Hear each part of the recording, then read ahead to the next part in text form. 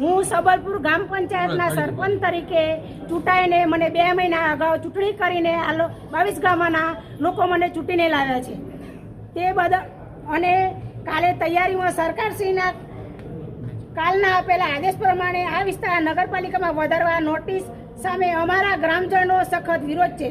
અમારી પંચાયત 2 મહિના પહેલાં ચૂંટણીને અગાઉ અમારી પંચાયતને નગરપાલિકામાં ન જોડાવા ઠરાવ કરેલા છે। આ વટહુકમ તદ્દન તાનાશાહી અને ખોટો છે અને અમારા 22 ગામનો વિરોધ છે। માટે અમારી સબલપુર ગ્રામ પંચાયત મને વાપસ આપો, અમારે નગરપાલિકામાં જોડાવું નથી।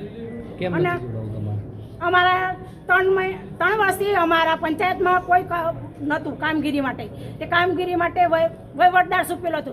3 વર્ષની કોઈ કામગીરી થઈ નથી। પબ્લિકોની માંગ હતી કે આ અમારા કામો કરો, તે અમે જે ચૂંટીને આવ્યા તે વખતે અમે પબ્લિકોના વાયદા લીધેલા છે, તે વાયદા અમે 2 મહિનામાં કેવી રીતે પૂરા કરીએ?